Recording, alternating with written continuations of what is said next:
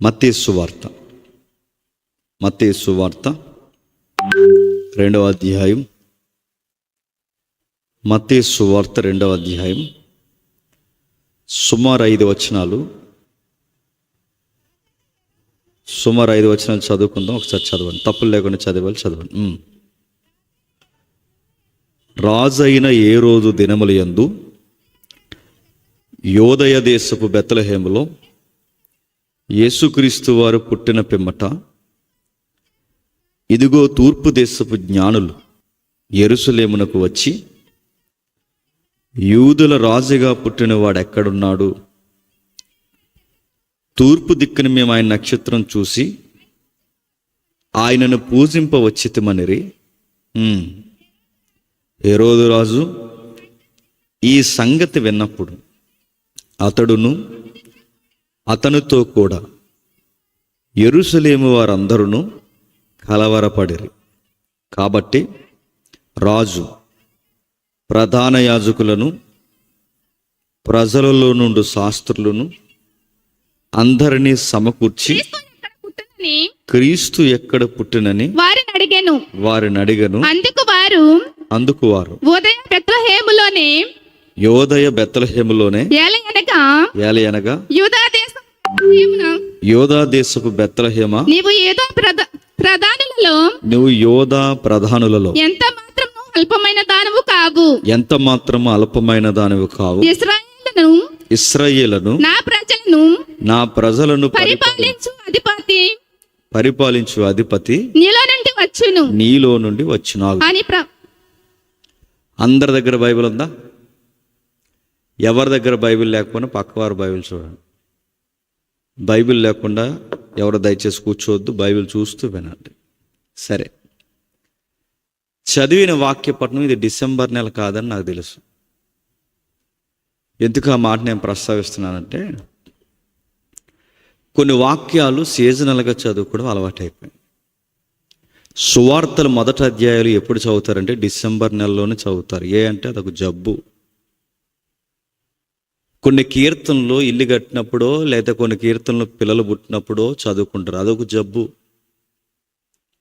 FC పత్రిక 5వ అధ్యాయం చదవాలి అంటే, ఆ ఎఫ్సీ పత్రిక 5వ అధ్యాయం చదవాలి అంటే ఎవరో ఒకటి పెళ్ళి అవ్వాలి, అది చదవరు. అదొక జబ్బు. 90వ కీర్తన చదవాలంటే ఎవడో ఒకటి చచ్చిపోవాలి అర్జెంటుగా, లేదా చదవరు. 90వ కీర్తన తరతరముల నుండి మా నివాస స్థలం నీవే అని అనాలంటే ఎవడో చచ్చిపోలే, చదవరు.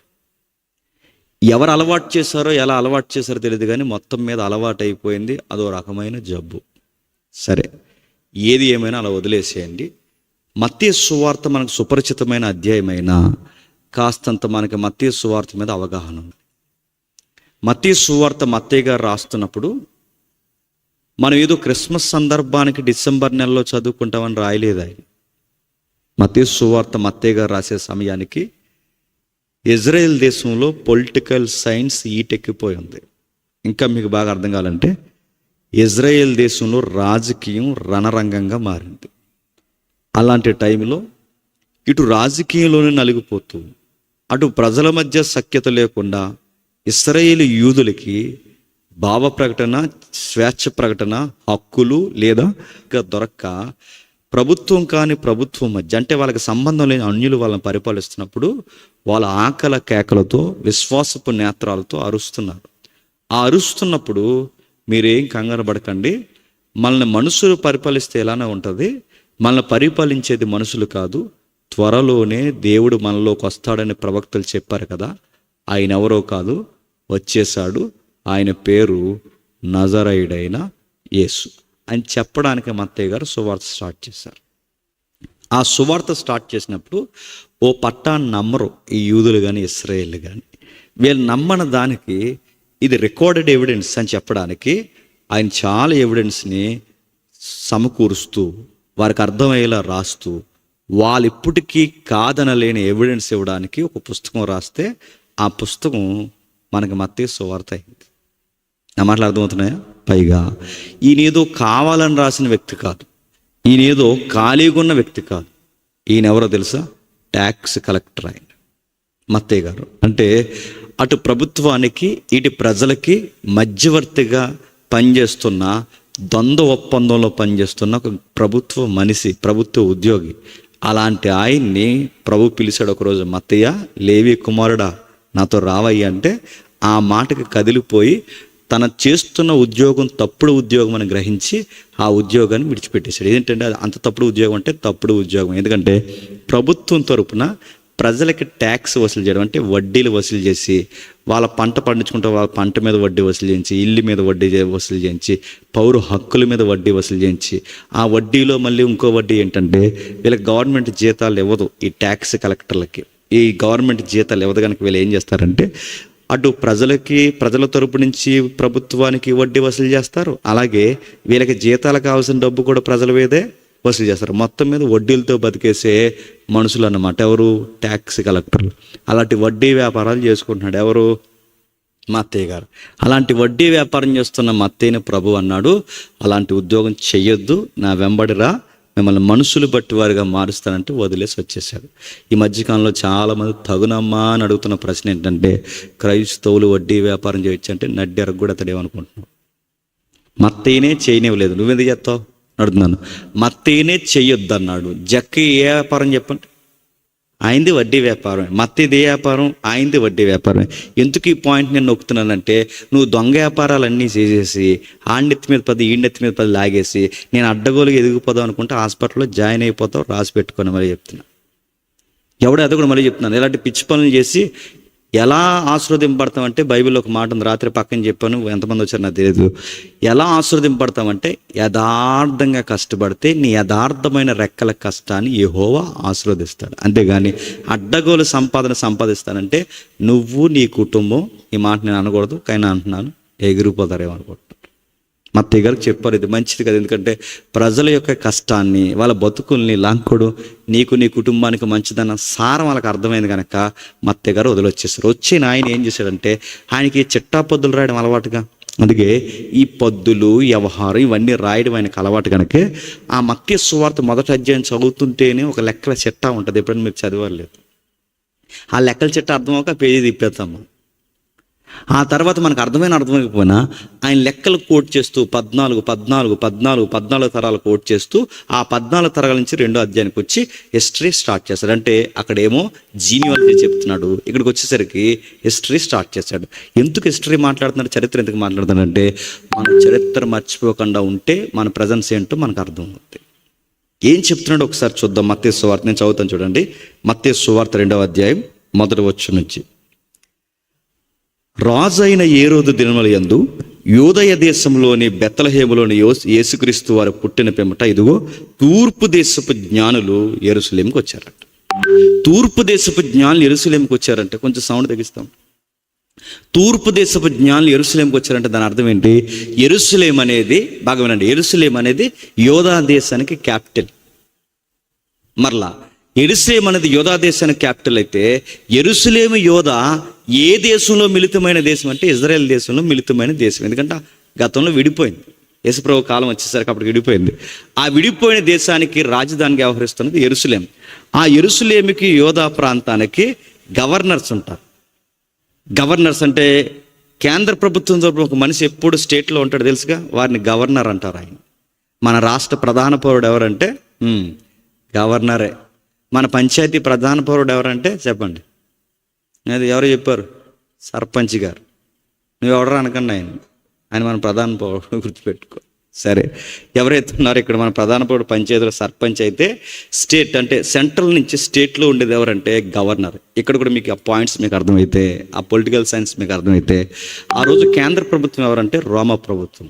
ఆ రోమా ప్రభుత్వం తరపు నుండి ప్రతినిధి ఎవరంటే హేరోదు.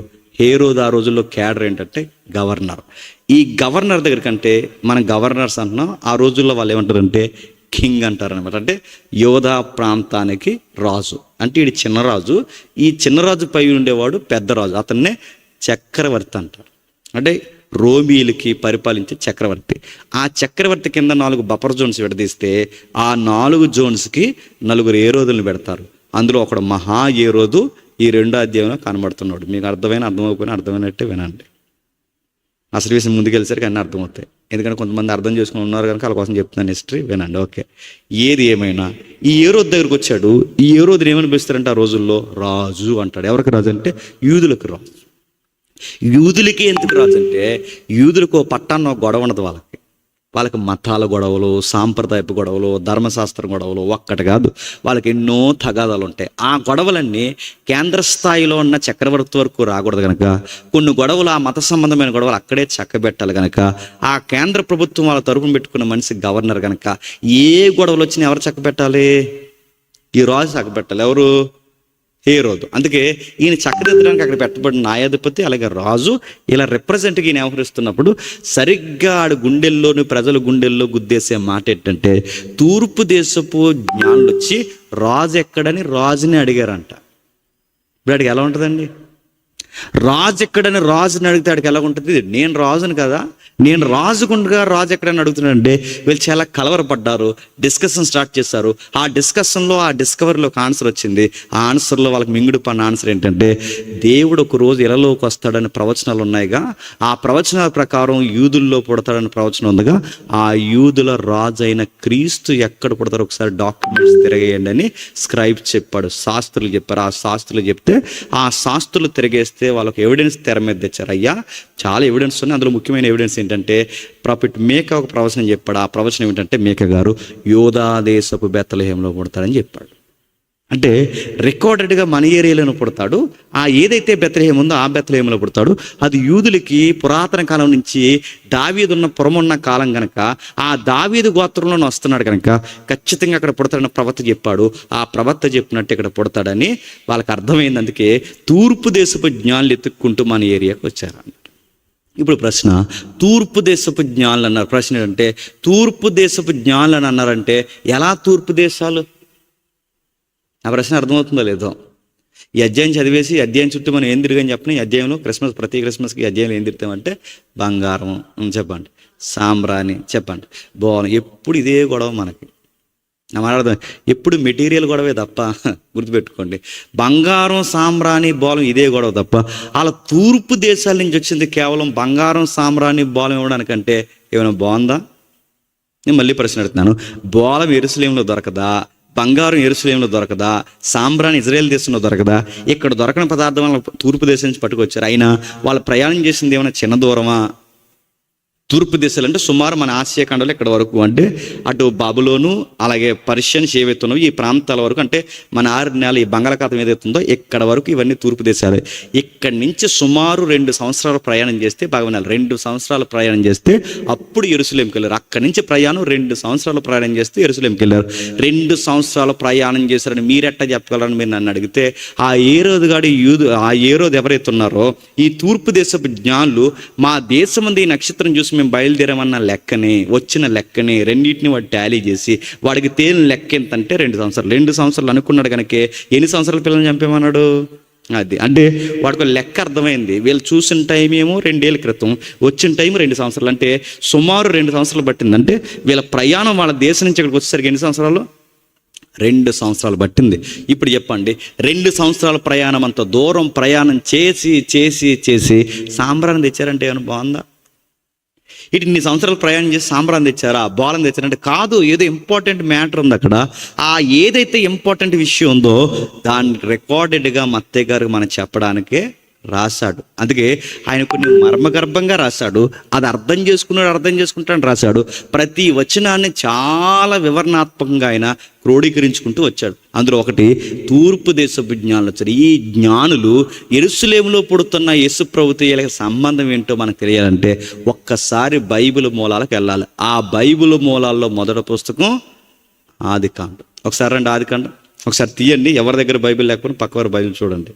ఆదికాండము మొదటి అధ్యాయం, ఆదికాండం మొదటి అధ్యాయం 26వ వచనం నుండి, దేవుడు మనస్వరూపమందు మన పోలిక చొప్పున నరులను చేయుదము, వారు సముద్రపు చేపలను, ఆకాశ పక్షులను, పశువులను, సమస్త భూమిని, భూమి మీద ప్రాకు ప్రతి జంతువుని ఏలుదురు కాకని పలికని. జాగ్రత్తగా వినండి. ఏదైతే మనం చదివిన వాక్యాన్ని మీరు జాగ్రత్తగా అర్థం చేసుకునే ప్రయత్నం చేస్తే అక్కడ రాస్తున్నారు చూడండి, దేవుని స్వరూపమందు అంటే మన పోలిక చొప్పున నరులను చేద్దాం. దేవుని పోలిక అంటే ఏంటండి? మిమ్మల్ని అర్థం చెప్పండి. దేవుని పోలిక అంటే ఇప్పుడు నువ్వెవరి పోలిక? దేవుని పోలిక. నువ్వెవరి పోలిక? దేవుని పోలిక. నువ్వెవరి పోలిక? దేవుని పోలిక. నేనెవరి పోలిక? ఇప్పుడు బాగా వినండి. నువ్వు నల్లగా ఉన్నావు, నువ్వు తెల్లగా ఉన్నావు, నువ్వు పొట్టుకున్నావు, నువ్వు పొడవుగా ఉన్నావు, నేను కొంచెం ఇలా ఉన్నాను అడుగుతున్నాను. ఇన్ని రకాల్లో దేవుడు ఎలా ఉంటాడండి? దేవుని పోలికంటే మనం అనుకుంటే పొట్టుకున్నావా, నల్లగున్నావా, పొడవుకున్నావా అని అంటున్నాను. ఇన్ని పోలికలు, ఇన్ని రకాల్లో దేవుడు ఎలా ఉంటాడు? దేవుని పోలికంటే మానవ ఆకారం కదా. ఎందుకంటే ఆయన మానవ ఆకారంలో ఉండడానికి ఆయన శరీరం లేదు. దేవుడు ఏమై ఉన్నాడంటే చెప్పండి, ఆత్మయం. దేవుడు ఆత్మయి ఉన్నాడు కనుక ఆత్మయి ఉన్న దేవుడు తన స్వరూపమందు మనం చేసుకున్నాడంటే మనల్ని ఎలా చేసుకున్న ప్రభు అంటే తన స్వరూపం అనగానే మూలాలు ఏంటి చెప్తున్నా, ఆయన గుణగణాలతో మనం తయారు చేసుకున్నాడట. ఆయన గుణగణాలు అంటే ఆయన గుణగణాలతో మనం సృష్టించి ఈ భూమి మీద మనల్ని పెడితే ఎందుకు పెట్టా ప్రభు మమ్మల్ని నీ స్వరూపం తయారు చేసి అంటే ఒక మాట రాస్తున్నాడు, ఏలాలి అన్నట్టు. ఏం చేయాలట? ఏలాలి. ఏం ఏలాలి? సముద్రపు చేపలను, ఆకాశ పక్షులను, భూమి మీద కనబడుతున్న ప్రతి జీవిని ఏలాలంటే మీరు ఈ సృష్టిలో ఎలాంటి వారంటే నేను చక్రవర్తిగా నేనుంటే నా చక్రవర్తిగా ఉన్న నా కింద మీరు చిన్న రాజులుగా ఈ యూనివర్స్ని మీరు పరిపాలించాలని ఎవరిని చేశాడట? ఆ మాటలు జాగ్రత్తగా వినండి. మనుషుల్ని దేవుడు ఎందుకు తయారు చేశాడంటే పరిపాలించాలి. ప్రశ్న, ఇన్ని కోటాను కోట్ల జీవరాశుల్ని ఆదాము ఒక్కడే ఆ రోజుల్లో ఎలా పరిపాలిస్తాడండి? ఇన్ని కోటాను కోట్ల జీవరాశుల్ని ఆదాము ఒక్కడు ఎలా పరిపాలిస్తాడంటే అప్పట్లో నేను బైబిల్ నేర్చుకుని కొత్తలో ఒక ఆయన్ని అడిగాను, అసలు దేవుడు మానవుణ్ణి పరిపాలించమని అడిగాడుగా, అంటే ఏంటి సార్ అని అడిగితే ఆయన ఏమన్నాడు, ఏముంది అన్నిటినీ జాగ్రత్తగా మేపడమే అని అడుగుతాను. ఎన్నిటిని మేపెత్తాడు? 84 లక్షల జీవరాశులు ఉన్నాయి. ఇన్ని 84 లక్షల జీవరాశులు ఏ కర్రట్టుకుని మేపెత్తాడు ఆదాము? ఎలా మేపుతాడంటే మనం అనుకుంటూ మనం చేసిన పొరపాట్లు ఏంటంటే బైబిల్ని మన ఈదుల్లో, మనం పెరిగిన వాతావరణంలో, మన ఏరియాలో, మన ఊర్లో పెరిగిన చూసారా, ఆ వాతావరణం నుంచే మనం బైబిల్ చదువుతున్నాం కనుక మనం అలాగే అర్థం చేసుకుంటున్నాం. బైబిల్ మన కాలంలో మన వాతావరణం నుంచి అర్థం చేసుకోకూడదు. గుర్తుపెట్టుకోండి, బైబిల్కి ఒక కాలం ఉంది, బైబిల్కి ఒక సమయం ఉంది, బైబిల్కి ఏదైతే ఉందో పరిస్థితులు ఉన్నాయి, ఆ టైం లైన్లోకి వెళ్ళి ఖచ్చితంగా చదివితేనే నీకు అర్థమవుతుంది. ఇప్పుడు ఆయనకు ఒక సెన్స్ ఉంది. ఏముంది ఆ సెన్స్ అంటే దేవుడు చెప్తున్నాడు చూడండి, దేవుడు మానవుల్ని పరిపాలించమన్నాడు. సృష్టిని ఎలా పరిపాలించాలంటే గుర్తుపెట్టుకోండి, నువ్వు నా మాట విను, ఈ ప్రకృతి నీ మాట వింటది. అది పరిపాలించడం. ఎలా ప్రభు అంటే నువ్వు నా మాట విను, నా ఆజ్ఞలు పాటించు. నా ఆజ్ఞలు ఎప్పుడైతే పాటిస్తావో ఈ నేల నువ్వు పండించకుండానే పండుతుంది, నువ్వు అడగకుండానే వర్షాలు పడతాయి. అంటే నీకు కావలసిన ఆరోగ్యము, సంపద, సమృద్ధి ఈ భూమి, ఈ సృష్టి నీకు ఇస్తుంది. ఎప్పుడైతే నువ్వు నా మాట వినవో నువ్వు నించున్న నేల నీ మీదకి తిరగబడతాది. ఇప్పుడు మీరు చూడండి, ఆదాము తప్పు చేసిన వెంటనే నేల పండిందా, నేల శపింపబడింది. ఆదాము పండు తిన్న తర్వాత జంతువులు ఏమని చెప్పినా క్రూరత్వం స్టార్ట్ అయింది. ఒకదాన్ని ఒకటి చంపుకుని బ్రతికే నేచర్ స్టార్ట్ అయింది. మీకేమర్థమవుతుంది చెప్పండి? అంటే మనుషులుగా ఈ ప్రకృతిని పరిపాలించడం అంటే ఏంటి అని మీకు అర్థమైతే, మనం దేవుని మాట వింటే మేఘాలు మన మాట వింటాయి. మనం దేవునికి లోబడితే నీ భూమి కూడా నీ మాట వింటది. అంటే నీకు అన్నీ కలిసి రావాలంటే ఆయన చెప్పిన సూత్రం ఒకటే, నీ గుడారంలో కానీ నీలో కానీ ఏ తెగులు చేరకుండా నీ సంతానం ఆశ్రదింపడాలి అంటే సూత్రం ఒకటే, నా మాట విను. నా మాట ఎప్పుడైతే వింటావో, నా మాట విన్నప్పుడు దేవుడు చెప్తున్నాడు, నా మాట వింటే సూత్రం ఒకటే. ఆ సూత్రం ఏంటంటే నీ గుడారంలోకి తెగులు రాకూడదన్నా, నీ కుటుంబంలోకి సమస్య రాకూడదన్నా ఆజ్ఞ పాటించాలి. నా తూచా తప్పకుండా నా ఆజ్ఞలు ఎప్పుడైతే పాటిస్తావో ఈ ప్రకృతి నీ మాట వింటా. ఆదాముకు ఆ రాజరికం ఇచ్చాడు. ఏమన్నాడంటే నువ్వు చేయాల్సింది ఏమీ లేదు, నేను తినొద్దని చెప్పాను తినకు, నేను చెయ్యొద్దని చెప్పాను కొన్ని చేయకు. ఎప్పుడైతే నేను తినొద్దన్నది చెయ్యొద్దని నువ్వు చేయకుండా ఉంటావో అప్పుడు ఈ ప్రకృతి నువ్వు పండించకుండానే పంట పండుతుంది, నీకు కావాల్సిన ఆహారం నీకు వస్తుంది. ఎప్పుడైతే దేవుడు ఆ మాట చెప్పాడు, ఆ మాటను ఆదాము దేవుని మాట వినకుండా ఎవరి మాట విన్నాడంట? అలా ఆవిడ మాట విన్నాడు. ఆవిడేమందంటే తినమంది. తినమని నేను అడగరు కదండి, ఇదేంటి దేవుడు వద్దన్నాడు కదా. ఆవిడ చూస్తేనే పద్యాలు వచ్చేది ఈయనకి. ఎవరికి? ఆదాము గారికి. పద్యం పాడేశాడు. ఏదో అన్నాడు కదా, నారి, నా ఎముక, నా మాంసమా, ఇవన్నీ అని. ఆవిడ చూసిన వెంటనే పాటలు పాడేస్తాడు, ఆవిడ చూసిన వెంటనే డ్యూటీలు వచ్చేస్తాయి ఈయనకి. వెంటనే తినేశాడు. తినేస్తే ఏమైందని అడుగుతున్నాను. దేవుడు ఇచ్చిన రాజరికాన్ని కోల్పోయాడు. బాగా వినండి, తిండికి ఏడ్చారు, బట్టకి ఏడ్చారు, నీడకి ఏడ్చారు, బతుక్కి ఏడ్చారు. అనంతకాలం బ్రతకాల్సిన ఆదామవ్వలు ఆయుష్కాలం తగ్గిపోయి అంత జీవితానికి వచ్చేసారు. అంటే ఆదాము మొట్టమొదటి మానవుడు ఏం చేశాడంటే దేవుడు పెట్టిన కిరీటం, మహిమా కిరీటం ఏదైతే ఉందో తన రాజరికాన్ని ఆదాము ఏం చేశాడు చెప్పండి? బాగొట్టాడు. బాగా వినాలి. రెండవది, ఎప్పుడైతే ఆ పని చేశాడో మళ్ళీ అదే బ్లెస్సింగ్స్ దేవుడు ఎవరికి ఇచ్చాడు తెలుసా? నోవహుకి ఇచ్చాడు. ఎవరికి ఇచ్చాడు? నోవహుకి ఇచ్చాడు. నోవహుని ఏమన్నాడు? ఫలించి అభివృద్ధి పొంది విస్తరించి ఈ భూమిని నువ్వు నీ పిల్లలు నిండించండి, ఇదిగో ఆశీర్వదిస్తున్నాను, ఇప్పటి వరకు మీ కూర మొక్కలే కాదు, ఈ రోజు నుంచి ఇదిగో నీకు మాంసాన్ని కూడా ఆహారంగా ఇస్తున్నాను, జాగ్రత్త, నువ్వు నా మాట వింటే నువ్వు నీ పిల్లలు బాగుంటారయ్యా అని నోవహుకు చెబితే నోవహు ఏం చేశాడు చెప్పిన? తాగి పడిపోయాడు. ఏమయ్యాడు? తాగి పడిపోయి అడుగుతున్నాను. నోవహు ఏం చేశాడు? తాగిపడ్డాడు. తాగిపడితే ఏమైంది? తన కొడుకుల్ని తానే చేతులారా శపించుకున్నాడా లేదా? ఆయన తాగడం వలన చిన్న కొడుకు చూశాడు, ఆ చిన్న కొడుకు చూడడం వలన శాపానికి గురయ్యాడు. చివరికి ఆ జనరేషన్ ఆ భారాన్ని మోసింది. నోవహు ఏం చేశాడు చివరికంటే? దేవుని యొక్క మేలులు పొందిన నోవహు గారు తాగి పడిపోయాడు.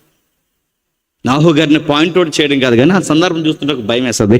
ఒక మగాడు దేహాన్ని ఒక మగాడు చూస్తేనే ఎంత పెద్ద పనిష్మెంట్ అయితే రాసి పెట్టుకోండి.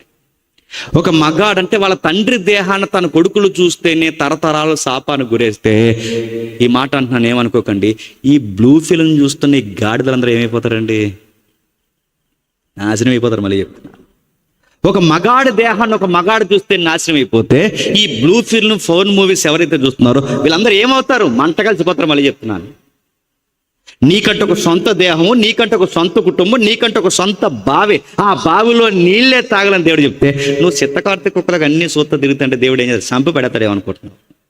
నువ్వేం చూస్తున్నావు? నోవహు తన కొడుకు నోవహు తాగి పడిపోయినప్పుడు తన కొడుకులు నోవహు తన దేహాన్ని చూస్తే నోవహు పక్షాన దేవుడు శాపానికి దాని ప్రతిఫలంగా దేవుడు అనుగ్రహిస్తే మరి నువ్వేమైపోతావు? తెల్లారితే చెత్త చూస్తున్నావు, తెల్లారితే దరిద్రాన్ని చూస్తున్నావు, తెల్లారితే ఆ వాలిపోస్టులు చెత్తంతా చూస్తే ఇతరుల దేహాలను చూసి సలుపుతున్న నీవు, ఇతరుల దేహాలను చూసి వైరాగ్యంతో రగిలిపోతున్న నీవు, ఇతరుల దేహాలను చూసి గుర్రపు చెకిలాలు చూపిస్తున్న నువ్వు ఏమైపోతావు? పలు రాలగొడతాడేమనుకుంటున్నావు?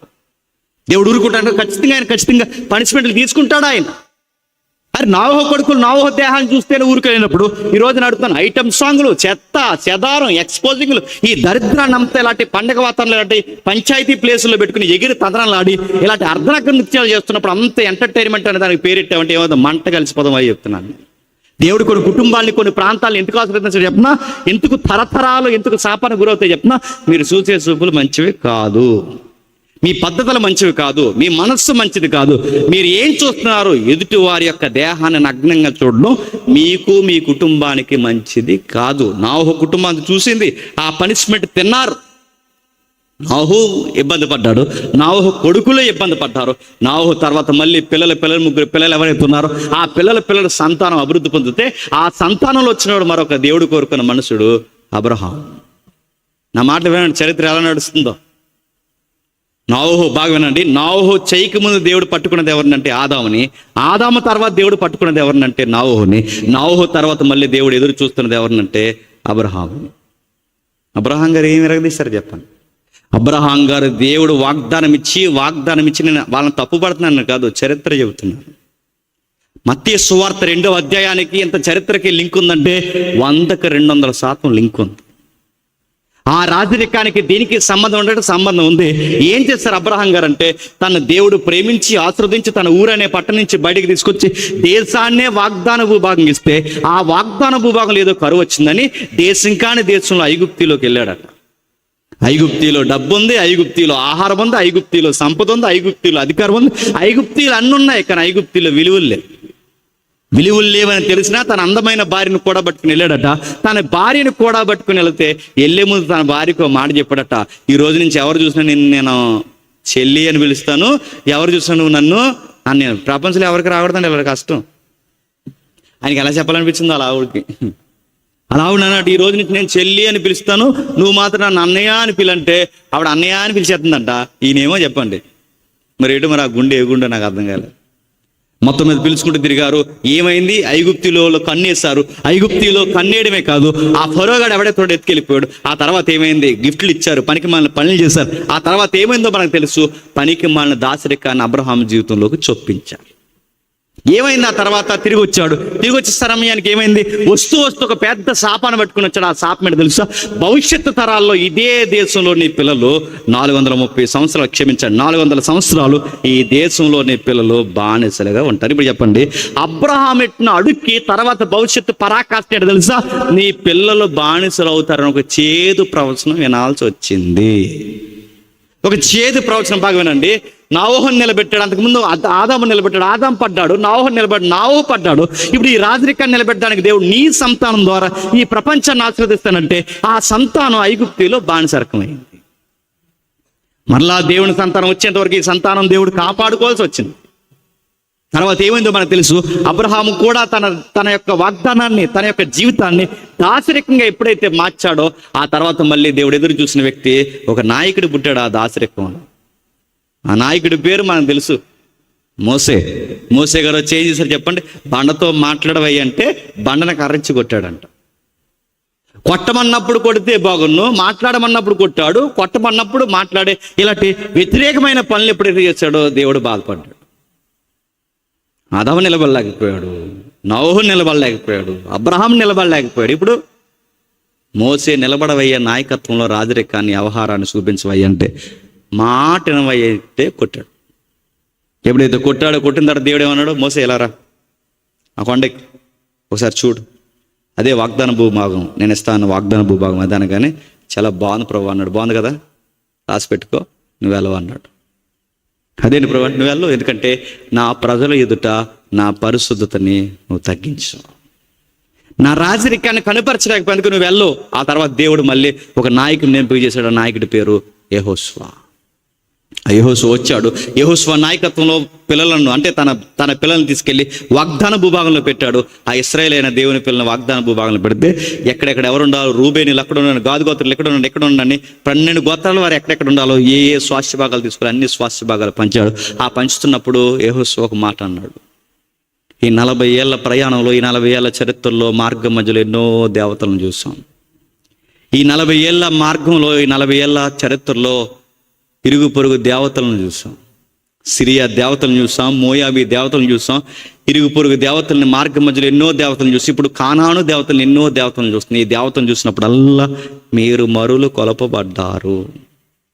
ఐగుప్తులో ఉన్నప్పుడు కూడా మీరు మరులు కొలపబడ్డారు. ఇప్పుడు ఈ దేవతలను చూస్తున్నప్పుడు మీరు మరులు కొలపబడ్డారు. మీరు ఎంత మరులు కొలపబడుతున్నారంటే యెహోవాకి ఆకారం పెడదామన్నంతగా మరులు కొలపబడుతున్నారు. గతంలో మీ పితరులు, మన పితరులు ఏం చేస్తారు? ఎలా మరులు కొలపబడే బంగారపు దూడ చేసి, ఆ దూడ అంటే బాగోదని ఆ దూడకు పేరెట్టారు. ఆ దూడ పేరేంటి చెప్పిన? యెహోవాయే. ఆ దూడకు కూడా యెహోవా అని పేరెట్టి. మీరు కూడా ఏం చేస్తారంటే ఇన్ని దేవతలు, అంటే ఇంత విశ్వ సంస్కృతులు చూశారు, మార్గం మధ్యలో కులదైవాలను చూస్తారు, విలవెలుపులను చూస్తారు, ఆపద మొక్క దేవతలను చూస్తారు, ఎన్నో దేవతలను చూస్తారు. ఈ ఇరుగు పొరుగు దేవతల్ని, ఇప్పుడు సిరియా దేవతల్ని, మోయాబీ దేవతల్ని, హామాతు దేవతల్ని, కామాతు దేవతల్ని, ఇన్ని దేవతలను చూసిన తర్వాత మళ్ళీ మీకు అనిపిస్తుంది దేవతలను మొక్కాలని. నేను మళ్ళీ రాసి పెట్టుకొని మీకు మాట చెప్తున్నాను. మీరందరూ కలిసి మళ్ళీ మీరు దేవతలను సృష్టించుకున్నా, మీరందరూ కలిసి యెహోవాకు విరుద్ధంగా ఒక గుడి మీరు కట్టుకున్నా, మీరందరూ కలిసి దేవుడికి వ్యతిరేకంగా ఒక బొమ్మను మీరు నిలబెట్టినా, నేను మాత్రం చెప్తాను మీ అందరి ముందు, నేను నా ఇంటి వారు యెహోవాని మాత్రమే ఆరాధిస్తాను. నేను నా ఇంటి వారు యెహోవాని ఆరాధిస్తాం. మీరు ఏమైపోయినా పర్లేదు, ఎందుకంటే నన్ను పుట్టించిన వాడు, నన్ను నడిపిస్తున్నవాడు, నన్ను పోషించిన వాడు, ఆ అరణ్యంలో నన్ను ఎప్పటికీ నాకు చేసిన అద్భుతాలు మరవలేని ఆ సృష్టికర్తను నేను, నా కుటుంబం పోషిస్తామంటే అలాగే అన్నారు. మేము కూడా నీలాగే అన్నారు. యెహోషువ వెళ్ళిపోయిన వెంటనే విగ్రహారాధన చేయడం మొదలెట్టారు. నా మాటలు వినండి. మత్తయి సువార్త 2వ అధ్యాయం దగ్గరకు వస్తున్నాం. ఎప్పుడైతే ఆయన యెహోషువ గారు చనిపోయిన తర్వాత విగ్రహారాధన వైపు తిరిగితే దేవుడు ఏం చేశాడు? మళ్ళీ వీళ్ళని గైడ్ చేయడానికి దేవుడు జడ్జెస్ని ఇచ్చాడు, న్యాయాధిపతులు. ఆ న్యాయాధిపతులు సుమారు 24 మంది వస్తే, ఆ 24 మంది 350 సంవత్సరాల చరిత్రలో న్యాయాధిపతుల పరిపాలన వచ్చింది. ఆ న్యాయాధిపతులు ఏం చేశారు? ఒక్క న్యాయాధిపతి తినంగా ఉన్నాడా? ఒక ఆయనల్లేమో ధాన్యం దొలగొడుతున్న ఆయన్ని తీసుకొచ్చి బలవంతం చేస్తే చివరికి బంగారు బొమ్మ లాంటి సొక్కవ తయారు చేయించుకున్నాడు. మరొక ఆయన చేశాడేమో తన యొక్క గుర్తుని సొక్కవగా మార్చుకున్నాడు. మరొక ఆయన ఏమో దలీలతో ఎటకారం ఆడాడు. ఒక ఆయన ఏమో లంచాలకు మరిగాడు. ఒక్క న్యాయాధిపతి తినంగా ఉన్నాడంటే ఉన్నట్టే ఉన్నారు, కానీ ముగింపుకి వచ్చేసరికి దేవుడు న్యాయసి పెట్టాడు.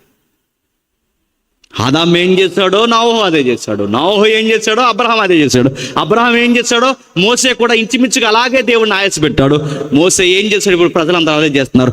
న్యాయాధిపతులు కూడా ఏం చేశారంటే మళ్ళీ ఆ పితరులు చేసిన ఆయాసకరమైన పనులే చెప్పండి న్యాయాధిపతులు చేస్తున్నారు. బాధపడుతూ ఇలాంటి మనుషుల్ని దేవుడు న్యాయాధిపతుల్లో మీరు చూడండి, యెహోవా మరలా కోపింపగా ఇశ్రాయేలు మరలా యెహోవాకు విరుద్ధంగా పాపం చేశారు, మరలా యెహోవాకు విరుద్ధంగా. ఈ మాట పదే పదే మనకు కనబడుతుంది.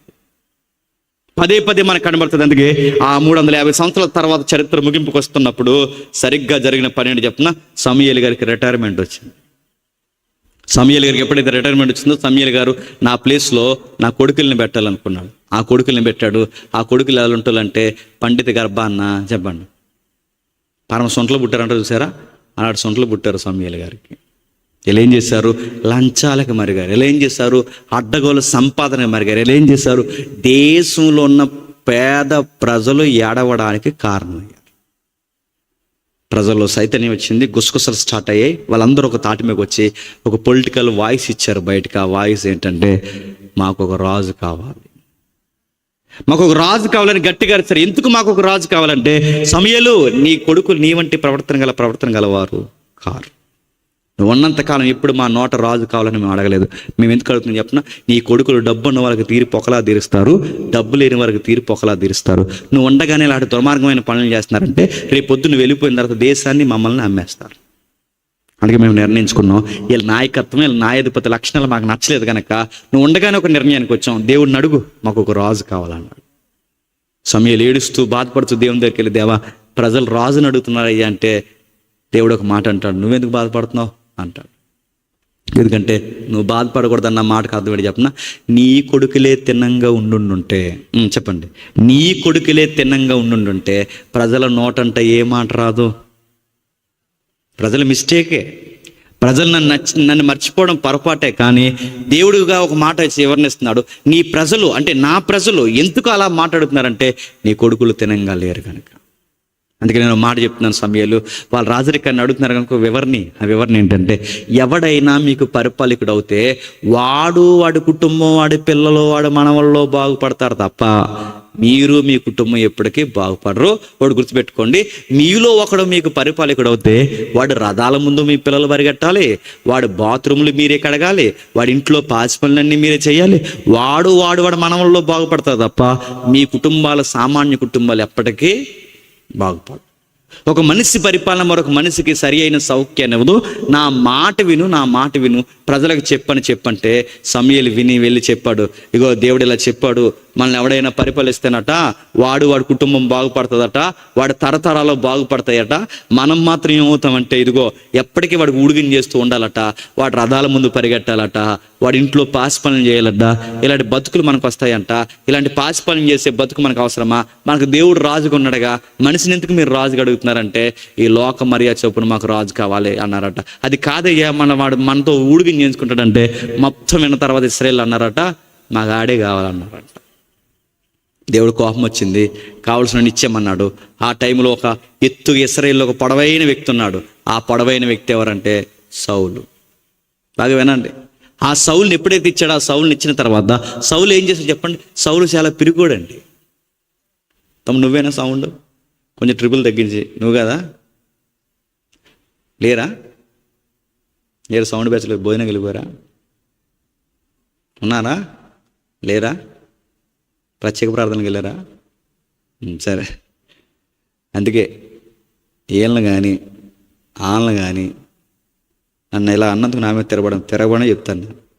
వీళ్ళని కానీ వాళ్ళని కానీ కాస్త భక్తి ఉన్న వాళ్ళని ఎందుకు పెట్టమంటామంటే ప్రజెన్స్లో ఉంటారని. సైడ్ అయిపోవాలి ఎందుకు పెట్టొద్దంటామంటే గుర్తుపెట్టుకుని ఇలాంటి వ్యవహారం ఏడుస్తుంది. సరే, ఇది చెప్తున్నాను.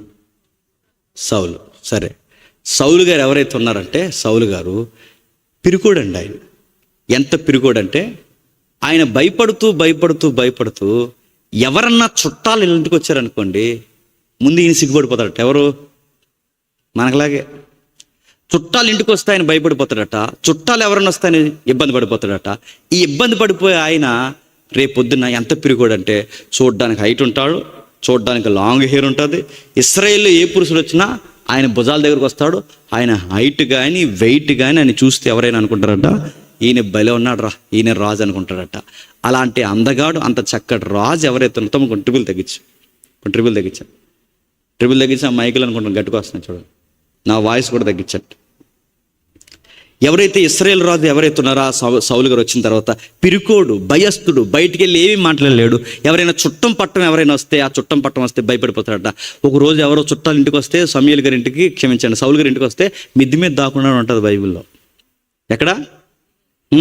ఇంత భయస్థుడిని దేవుడు అభిషేకించి, ఇంత భయస్థుడిని దేవుడు ఆశ్రితకరంగా మార్చి సింహాసనం ఎక్కిస్తే 2 సంవత్సరాలు సింహాసనం మీద పరిపాలించేసరికి ఇంకెవ్వడు నా ముందే ఎదగకూడదన్నంత అసూయపరుడు అయిపోయాడంట.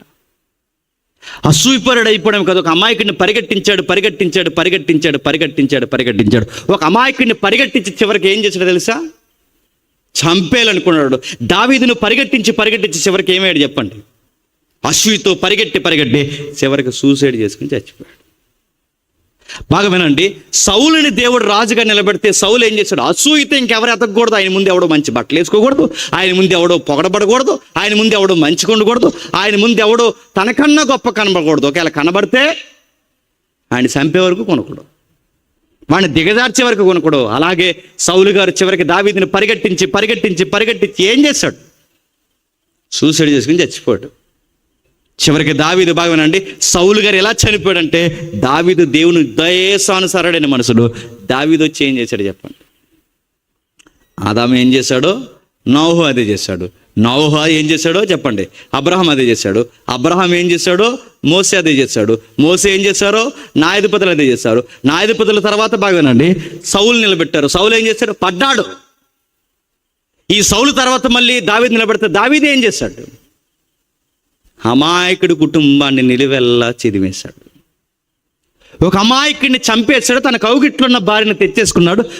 వచ్చే ముందు ఒక నాతాను ప్రవర్తన దేవుడు పంపిస్తే ఎప్పుడులాగే మంచి బట్టలు వేసుకుని రాజరెక్కలను కూర్చుని ఏమీ తెలియనట్టున్నాడు. దేశాన్ని నమ్మించాడు, అందరిని నమ్మించాడు, కానీ దేవుడు నమ్మించగలడా? ఆ సింహాసనం మీద కూర్చున్నప్పుడు నాతాను ప్రవక్త వచ్చి ఒక కథ చెప్పాడు. అయ్యా, మీకు ఒక కథ చెప్పాలి. ఆ కథ ఏంటంటే, మన దేశంలో మన ఆస్థానంలో ఒక బలిసినోడు ఉన్నాడయ్యా.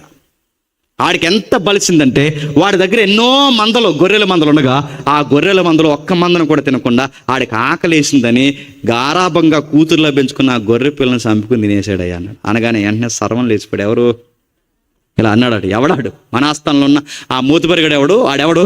ఈ అమాయకుడు గొర్రె పిల్లని లాగేశాడు కనుక ఆ గొర్రె పిల్లకు ప్రతిగా 4 గొర్రె పిల్లలు చచ్చిపోవాలి అన్నాడు. కానీ గమ్మత్తు చెప్పిన, తెలుసు అన్నాడో తెలియకన్నాడు, కానీ తెలియకన్న మాటనే దేవుడు నెరవేర్చాడు. ఆ మాట చెప్పిన 4 గొర్రెల పిల్లలు చనిపోవాలన్నాడు కనుక ఇప్పుడు ఉరియా చనిపోయాడు. ఉరియా గొర్రె పిల్ల ఎవరు? బెత్షెబా. ఈ బెత్షెబాను లాక్కున్నా కనుక దేవుడు ఇచ్చిన జడ్జిమెంట్ దావీదు నోట ఇచ్చాడు. ఏమని తెలుసా? 4 గొర్రె పిల్లలు అన్నాడు కనుక మీరు రాసిన దాని మీద చదువుకోండి. దావీదు జీవితంలో 4 పిల్లలు చచ్చిపోతారు. మీరు చూడండి ఎంతమంది? 4 పిల్లలు. ఎందుకు దావీదు జీవితంలో 4 పిల్లలు? ఆయన ఇచ్చిన జడ్జిమెంట్ అది. ఆ దావీదు ఏం చేశాడంటే, సౌలు ఎలా పడ్డాడో, సౌలు ఒక కారణంలో పడ్డాడు, దావీదు మరొక కారణంలో పడ్డాడు. దావీదు తర్వాత మళ్ళీ కొడుకు తెర మీదకి వచ్చాడు. ఆ కొడుకు ఎవరు తెలుసా? జ్ఞాని సొలొమోను. ఆయన తెర మీదకి వస్తే ఏం చేశాడు? గొడవ లేకుండా 1000 మందిని చేసుకున్నాడు. అఫీషియల్ 700, అన్అఫీషియల్ చెప్పండి 1000. 1000 మందిని చేసుకున్న తర్వాత ఏమైంది చెప్పండి? ఏమైంది 1000 మందిని చేసుకుంటే? సౌలు బాగున్నాడు. సౌలు తర్వాత దావీదు ఆయాస పెడితే సొలొమోను బాగున్నాడు అనుకుంటే ఎంత ఎత్తుకెదిగి పడితే సొలొమోను శాబాదేశపు రాణులు, అంటే ఆఫ్రికా ఖండం చీకటి ఖండంలో ఉన్న తల్లులు కూడా సొలొమోను మాటలు విన్నాకు సరే. ఆవిడ పేరు శాబాదేశపు రాణి. స్వదేశీయులు వచ్చారు, విదేశీయులు వచ్చారు, మంత్రులు వచ్చారు, అధిపతులు అందరూ వచ్చి సొలొమోనుతో ఒక మాట అన్నారట. అయ్యా, నువ్వు చెప్పే జ్ఞానవాకులు వింటుంటే మాకు మతిపోతుంది. అసలు మేము రాజులు రాణీలం అయిపోయాం, కానీ అసలు మేము సామాన్యులం అయితే మా రాజ్యాలన్నీ వదిలేసి సామాన్యులం అయిపోయి మీ ఇంట్లో పాసి పని చేసుకుంటూ మీకు అన్నం వడ్డిస్తూ మీరు చెప్పే 4 మాటలు వినాలని ఉందా? అంత జ్ఞానం మీరు చెప్తున్నారు. మీ జ్ఞానానికి మేము ఫిదా అయిపోయామన్నారు. అందుకే శాబాదేశపు రాణి లాంటి వారు కితాబ్ ఇచ్చారు, బంగారం ఇచ్చారు, ఎన్నో ఇచ్చారు. ఎంతో ఆకాశం అంతా ఎదిగిపోయిన సొలొమోను గారు చివరికి ఏమైనా తెలుసా? సొలొమోను మాటలు అందరూ వినేవారు. చివరికి ఎలాంటి రోజులు వచ్చాయంటే, సొలొమోను భార్యల మాట వినే రోజులు వచ్చేసాయి. సొలొమోను మాటలు వినే రోజులు పోయాయి, భార్యల మాట వినే రోజులు వచ్చాయి. ఆ భార్యలు ఏం చెప్పారు? సొలొమోను పూర్తిగా ఇతర దేవతల వైపుకి చెప్పండి తిప్పేశారు. మర్చిపోవద్దు, 2వ అధ్యాయం దగ్గరకు వస్తున్నాం. మత్తయి సువార్త. ఆదాము, నోహు, అబ్రహాము, మోసే, న్యాయాధిపతులు, సౌలు, దావీదు, సొలొమోను తర్వాత ఇజ్రాయేల్ దేశం ఏమైందంటే 2 ముక్కలు అయిపోయింది.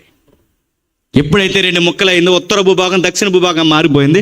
ఉత్తర భూభాగానికి ఏమో క్యాపిటల్ సోమ్రోన్ ఉంది, దక్షిణ భూభాగానికి క్యాపిటల్ ఇందా మనం చదువుకున్నామే యెరూషలేము.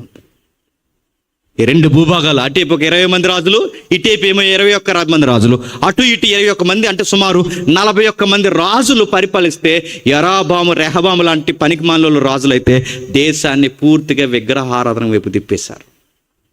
హిజ్కియా లాంటి వారు, ఉజ్జియా లాంటి వారు బాగానే ఉన్నారనుకుంటే, ఉజ్జియా ప్రారంభంలో బాగానే ఉన్నాడు, చివరికి నొసట కుష్ఠరోగం తెచ్చుకొని దేవుడికి విరుద్ధమైన పనులు చేశాడు. హిజ్కియా ఏం చేశాడు? దేవుడు భవిష్యత్తు ఎరిగిన దేవుడు.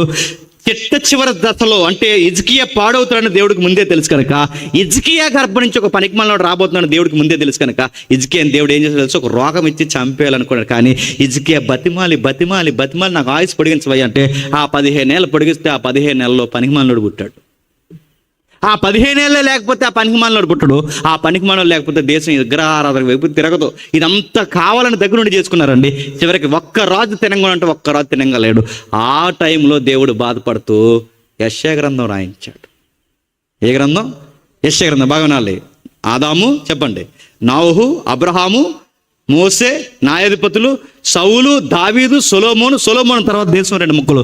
సరిగ్గా దేశం ముక్కలు అయిపోయి హిజ్కియా, ఉజ్జియా టైంలో దేవుడు ఒక ప్రవక్తను, అంటే రాజకీయాన్ని శాసించే దేవుడు ఒక ఆయన మీకు సెలవిమ్మన్నాడు అని ప్రవచనాలు చెప్పడానికి దేవుడు యెషయా ప్రవక్తను పంపాడు. ఆ ప్రవక్త వచ్చి ఏమంటున్నాడు? ఒక్కసారి 1వ అధ్యాయం 1వ వచనం చదవండి. యెషయా గ్రంథం 1వ అధ్యాయం 1వ వచనం. యోధారాజుల దినములలో యోధాను గూర్చి, యెరూషలేమును గూర్చి యెషయాకు కలిగిన దర్శనము యెహోవా మాట్లాడుచున్నాడు.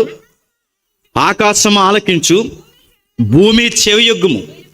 నేను పిల్లలను పెంచి గొప్పవారినిగా చేసితిని, వారు నా మీద తిరగబడి ఉన్నారు. ఎద్దు తన కామాందుని ఎరుగుదును, గాడిద తన సొంత వాడిని దొడ్డు తెలుసుకొని. జాగ్రత్తగా వినండి, దేవుడు తిడుతున్నాడు చూడండి. ఇశ్రాయేలుకి రాజు వద్దురా, మనిషి మీకు రాజు వద్దురా అంటే నా మాట వినలేదు. మనుషులే మాకు రాజులు కావాలని వీళ్ళు కోరుకుంటే చివరికి ఏం జరిగింది? వీళ్ళతో ఊడిగించారు. వీళ్ళ పిల్లలు బాగుపడ్డారు. చివరికి వీళ్ళు ఏమయ్యారు చెప్పన?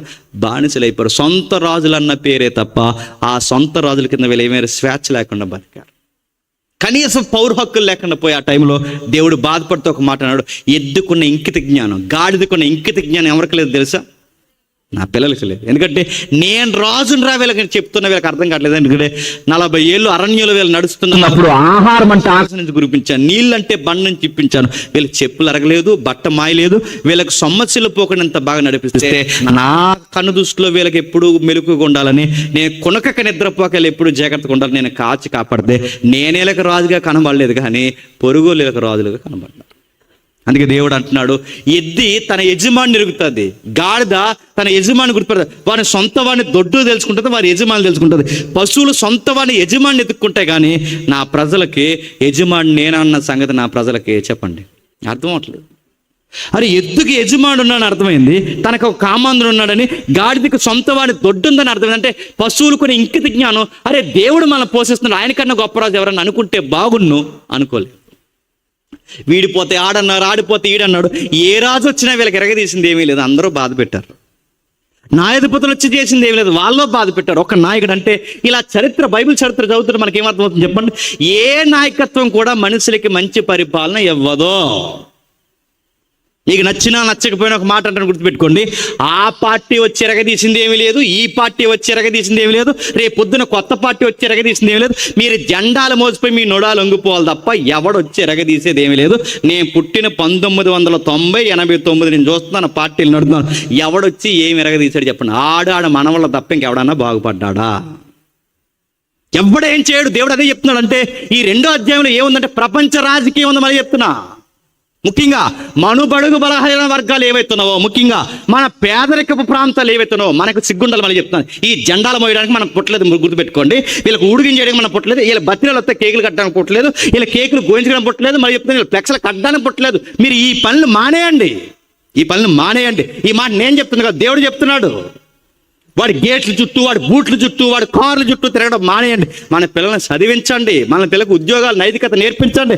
మన పిల్లలు పార్లమెంట్ స్థాయిలో మాట్లాడే స్థాయికి నడిపించాలని నేను కోరుకోవట్లేదు, మనం నమ్మిన దేవుడు కోరుకుంటున్నాడు. ఆ రోజు అదే చెప్పాడు, ఇదిగో నా ప్రజలకు బుద్ధి లేదు, నా ప్రజలకు బుద్ధి లేదు. ఎద్దుకి గాడిద కొనే ఇంకిత జ్ఞానం నా పిల్లలు. ఎంత బుద్ధి లేనితనం అంటే, వీళ్ళన్నీ గుర్తుపడతారు కానీ పోషిస్తున్నాను మర్చిపోతాడు. మళ్ళీ ప్రశ్న అర్థం చెప్పండి, మీ స్థానిక ఎమ్మెల్యే అయినా, ఎంపీ అయినా, పిఎం అయినా, సీఎం అయినా, ఎవరైనా వాళ్ళు చెప్తున్నారు, వాళ్ళు గురిపిస్తారంటే వర్షాలు, వర్షాకాలంలో వర్షాలు కురగకపోతే పార్లమెంట్ దద్దరిల్లిపోతుంది. మళ్ళీ చెప్తున్నాను, వర్షాకాలంలో వర్షాలు కురగకపోతే అసెంబ్లీలో ఉల్లిపాయ రేటు కోసం మాట్లాడుకుంటే ఉల్లిపాయలు. ఆ టైంలో గుర్తుందో లేదో, 4-5 సంవత్సరాల క్రితం ఆకాశాన్ని అంటే ఉల్లిపాయలు. పెళ్లికి గిఫ్ట్లు ఏమి ఇచ్చారు చెప్పిన, ఉల్లిపాయలు బుట్టిచ్చారు. అంత రేటు ఆ రోజుల్లో మన స్టేట్ కలిసి ఉంది. చాలా క్రితం ఒక 10 ఏళ్ళు అవుద్ది, 10-15 ఏళ్ళ క్రితం నా ఉద్యోగం వచ్చిన కొత్తలో, ఆ టైంలో మన 2 రాష్ట్రాలు కలిసి ఉన్నాయి. అప్పుడు మన అసెంబ్లీ తెలంగాణ అసెంబ్లీలో గొడవ జరుగుతుంది. ఆ గొడవ జరుగుతున్నప్పుడు ఏంటో తెలుసా, అసెంబ్లీలో ప్రతిపక్షం అది ఎమ్మెల్యే అడుగుతున్నాడు, ఏవయ్యా మీ ప్రభుత్వం వచ్చిన తర్వాత వర్షాలు పడడం మానేసేయ్యా అన్నాడు. మీ ప్రభుత్వంలో వచ్చిన తర్వాత ఇదిగో, మీ ప్రభుత్వంలో వచ్చాక ఉల్లిపాయ రేటు పెరిగిపోతుంది, మీ ప్రభుత్వం వచ్చిన తర్వాత ఇదిగో నిత్యావసరాల ధరలు పెరిగిపోయాయి అనగానే అధికారంలోని ఎమ్మెల్యే వచ్చి ఊరుకవయ్యా అన్నాడు. ఊరుకవయ్యా ఏంటి, నిత్యావసరాలు పెరిగిపోయి మీ ప్రభుత్వం ఏం చేస్తుంది అనగానే అధికారంలోని ఎమ్మెల్యే ఏమని చెప్పినా, అధికారం ఉన్నా ఏమన్నా తెలుసా ఎమ్మెల్యే, వర్షాలు పడకపోతే మమ్మల్ని ఏం చేయమంటావు, మేము దేవుళ్ళమా అన్నాడు. చెప్పండి, దెబ్బకి అసెంబ్లీలో ప్రతిపక్షానికి అధికారానికి గుర్తొచ్చింది ఎవరు చెప్పినా, దేవుడు గుర్తుపెట్టుకోండి. నేను మళ్ళీ చెప్తున్నాను, ఈ ప్రపంచాన్ని పోషిస్తుంది ఈ అధికారులు కాదు, వీళ్ళని మనమే పోషిస్తున్నాం. మళ్ళీ చెప్తున్నాను, వీళ్ళెవ్వరూ మనల్ని పోషించట్లేదు, వీళ్ళెవ్వరూ మనల్ని నడిపించట్లేదు. మనల్ని నడిపిస్తున్నది ఎవరంటే పుట్టించిన సృష్టికర్త. టయానికి వర్షాలు పడకపోయినా, టయానికి మంచు పడకపోయినా, టైంకి భూమి తిరగకపోయినా, టైంకి ఆయన అనుకున్న ఈ ప్రకృతిని తిప్పకపోతే ఒక్క మనుగుడు జరుగుద్దా? కనబడని సూక్ష్మ క్రిమి అలా వచ్చింది, దెబ్బకు డోర్లు వేసేసారు 4 సంవత్సరాల క్రితం. కరోనా ఏం చేశారంటే, ఒక్కొక్క ఎమ్మెల్యేలు, కొంతమంది ఎంపీలు, కొంతమంది పిఎంలు, సీఎంలు సొంత ప్రాంతాలు లేచి పక్క రాష్ట్రాల నుంచి విదేశాలకు పోవడానికి ట్రై చేశారు. లేదా నీ కోసం ప్రాణం పెడతారనుకుంటున్నా, నీ కోసం నిలబడతారనుకుంటున్నా. అందుకే దేవుడు చెప్తున్నాడు, నా ప్రజలకు బుద్ధి లేదు. ఈడి కాకపోతే ఆడి దగ్గర తిరుగుతాడు, ఆడి కాకపోతే ఈడి దగ్గర తిరుగుతాడు, ఈడి కాకపోతే ఈడి దగ్గర తిరుగుతాడు. మరి మీరే రాజులు రాని ఆదాముకు చెప్పాను, ఆదాముకు బుర్రకెక్కలేదు. నోహకు చెప్పాను, నోహకు బుర్రకెక్కలేదు. అబ్రహాముకు చెప్పాను, ఈ భక్తులందరికీ చెప్పాను, రాజుల వరకు చెప్పాను. మీరు ఉండండ్రా నాకు రిప్రజెంట్ కంటే ఉండలేకపోతున్నారు. నా మాట విని, నా ఆజ్ఞ పాటించి, నా పక్షం నిలబడితే బంతుల్లా మిమ్మల్ని పోషిస్తాను, నేనే కింగ్ అని మీకు చెప్తుంటే మీకు ఎందుకు ఎక్కడలేదు? గాడిదకి ఎద్దుకున్న బుద్ధి మీకు లేదంది. అప్పుడు దేవుడు ఒక నిర్ణయానికి వచ్చి ఏం రాస్తున్నాడు చూడండి. 7వ అధ్యాయం మొదటి వచనం నేను చదువుతాను. యోధా రాజైన ఉద్య మనవడును, యోతామ కుమారుడైన ఆహాజ్ దినముల్లో సిరియా రాజైన రెజీను, ఇశ్రాయేల్ రాజైన రెమల్య కుమారుడైన పెకాహును యుద్ధము చేయవలన యెరూషలేం మీదకి వచ్చారు, కానీ అది వారి వలన కాకపోయినా అప్పుడు సిరియానీలు, ఎఫ్రాయిమీలు తోడు చేసుకుని దావీదు వంశస్థులకు తెలవబడగా గాలికి అడవి చెట్లు కదిలినట్టు కదిలి వారి హృదయాలు, వారి జనుల హృదయాలు కదిలిపోయాయి. ఏం అర్థం లేదని అర్థమైంది. ఏదో రాస్తున్నాడు చూడండి, ఏం రాస్తున్నాడు? ఈ ప్రవచనం చెప్పే సమయానికి ఇజ్రాయెల్ దేశంలో పెద్ద రాజకీయమే జరుగుతుంది, ఉమ్మడి రాజకీయం జరుగుతుంది. ఏం రాజకీయం జరుగుతుందంటే అప్పటికి 3 దేశాలు కలయిక జరుగుతుంది. ఒకదానికి దేశానికి ఒప్పందం పెట్టుకుంటున్నా. ఏం జరుగుతున్నాయి బాగా వినండి. ఇజ్రాయెల్ దేశం ఉందట, సిరియా దేశం ఉందట, చెప్పండి యోధా దేశం ఉందట. అంటే 3 దేశాలు 3 రాజులు. జాతక వినాలి, 3 దేశాలు 3 రాజులు. ఈ 3 దేశాలకు 3 రాజులు ఉన్నారు. ఆ 3 రాజుల్లో సిరియా దేశానికి రెజీన్ ఉన్నాడు, ఇజ్రాయెల్ దేశానికి పెహా ఉన్నాడు, యోధా దేశానికి ఆహాజ్ ఉన్నాడు. ఈ 3 దేశాలకి 3 రాజులు ఉంటే ఈ 3ని మింగేస్తాడు పైనుంచి ఒకడు వస్తున్నాడు. ఎవడాడు? ఆ 17 వచనం చదవండి. ఆ 17 వచనం, 7వ అధ్యాయం 17 వచనం. యెహోవా యోధా నీ మీదకిని, నీ జనమ మీదకిని, నీ పితరుల కుటుంబం వారు నీ మీదకి శ్రమ దినంలో ఎఫ్రాయిం వారు యోధా నుండి తొలగిపోయిన దినం మొదలుకొని నేటి వరకు రాని దినం రప్పించున్నాడు. ఆయన అసూరు రాజుని ఎవడాడు? అసూరు రాజు. బాగా వినండి. అసూరు రాజు అంటే ఎవడు చెప్పినా, ఆడు నిన్ను మింగేస్తాడు, వాడిని మింగేస్తాడు. అంటే సిరియాని, ఇజ్రాయెల్ని, యోధా నిన్ను మింగేసేంత భయంకరమైన వాడు. ఎలాంటి, మీరు అసూరు చరిత్ర మీరు చదవండి, మీకు ఓపుకుంటే ఆ గూగుల్ని అడగండి, మీకు ఓపుకుంటే ఏ టెక్నాలజీ ఉంది కదా దాన్ని అడగండి, మీకు ఎంత ఇన్ఫర్మేషన్. అసూరు యుద్ధాలు ఏంటో ఒకసారి మీరు అసూరు వార్స్ అని కొట్టండి, భయపడిపోతాం వాళ్ళ యుద్ధాలు. వాళ్ళకి పంటలు పండించరు, బాగా వినండి, వాళ్ళు నిత్యావసరాలు పండించుకోరు. వాళ్ళు ఏం చేస్తారంటే ఏ దేశం పచ్చకుంటే ఆ దేశమే పడిపోతారు, అక్కడ మనుషుల్ని తీసుకెళ్ళిపోతారు, పంట లాక్కెళ్ళిపోతారు. చివరికి వాళ్ళ దేశంలో వాళ్ళ కళ్ళల్లో ఏదైనా పచ్చగా దేశం ఉంటే ఆ దేశాన్ని చదివేసే వరకు నిలిచిపోరు. వాళ్ళు ఎంత భయంకరంగా అంటే, దేశానికి ముందు గవన్ ఉంటుంది కదా, ఊరు ఎలుపులు, పొలిమేరు, ఆ పొలిమేరు ఎలుపులు టెంట్ వేస్తారు, ఆ టెంట్లో నుంచి వార్నింగ్ ఇస్తారు.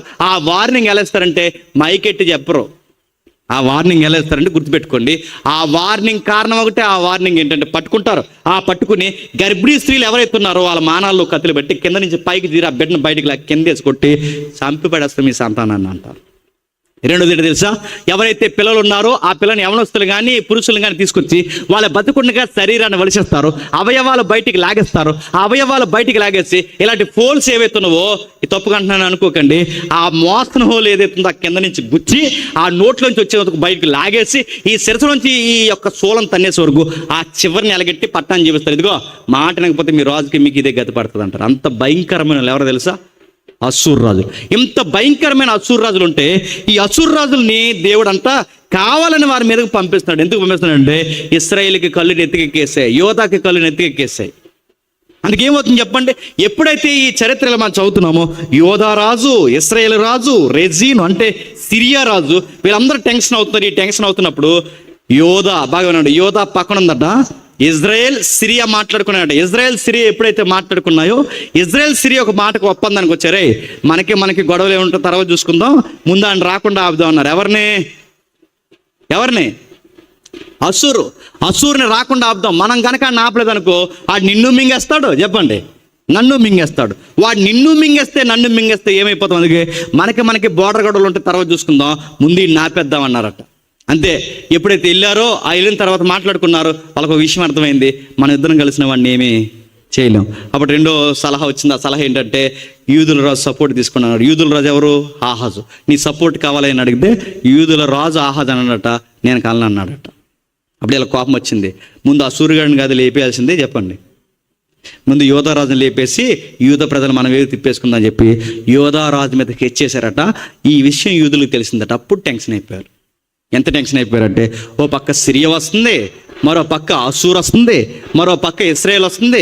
ఈ మూడు ఎప్పుడైతే యోధా దేశం మీదకి వస్తున్నాయో ఏమైపోతామని చెప్పి వాళ్ళు ఏం చేశారంటే గుర్తుపెట్టుకోండి, పరుగు పరుగునొచ్చి ఒకేసారి వారు మాట్లాడుతుంటే ఒక మాట వచ్చి, అయ్యా ఇలా ఉంటే ఏమైపోతామయ్యా అంటే అప్పుడు దేవుడు అన్నాడు యెషయాని పంపించి, ఏం కాదు, టెన్షన్ అవ్వదు, చెప్పు యెషయా చెప్పు, అబ్రహాము, ఇస్సాకు, యాకోబు, దావీదులకు ఒక మాట ఇచ్చాను, నా సంతానం ఎవరైతే ఉన్నారో ఆ సంతానం నుంచి నా కుమారుడు వచ్చేంత వరకు మీకు ఏం కాదు, మీ ఎంట్రీ కూడా రాలేదని చెప్పాను.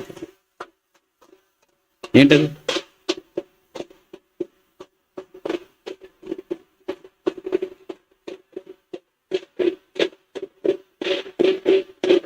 సరే చూడు,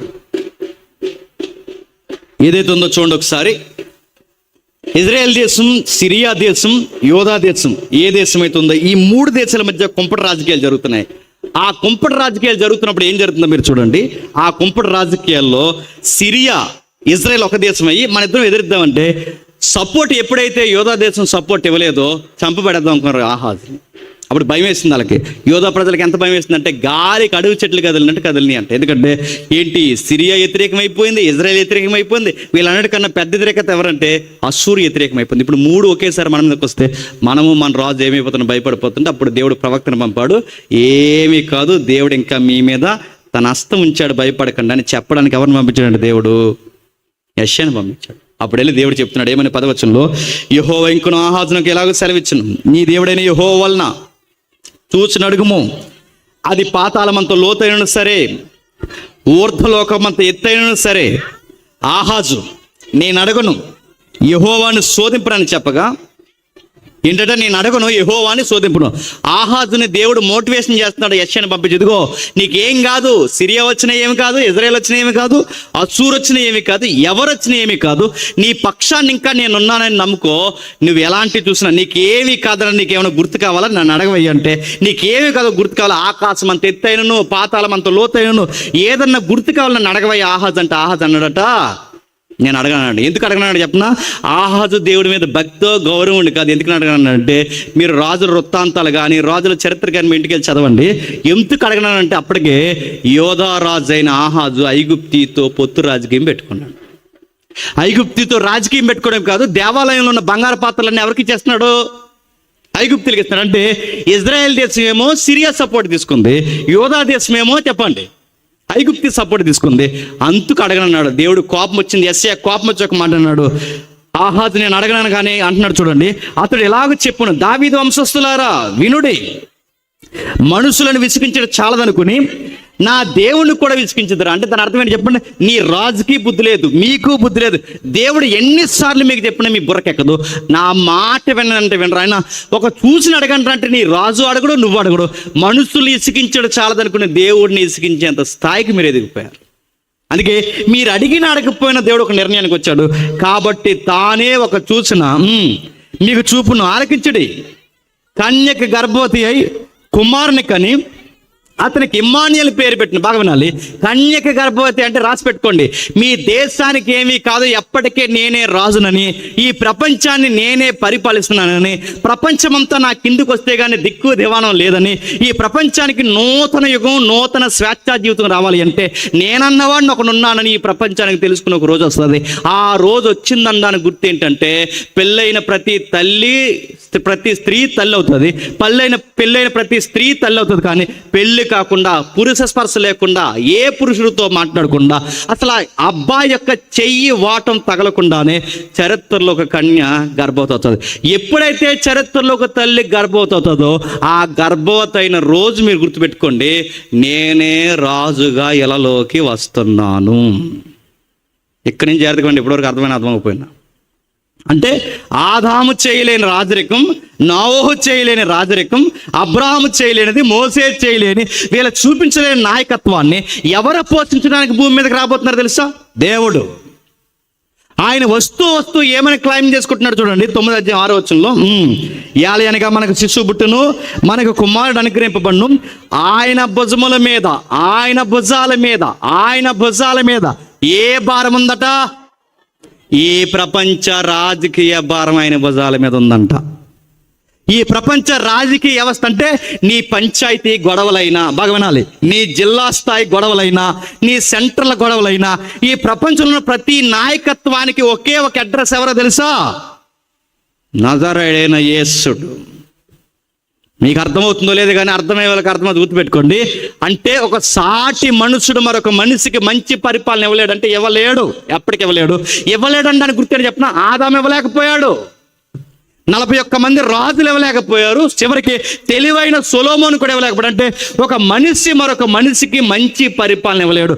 వాగ్దానాలు ఇస్తారు కానీ వాగ్దానాలు నెరవేర్చరు.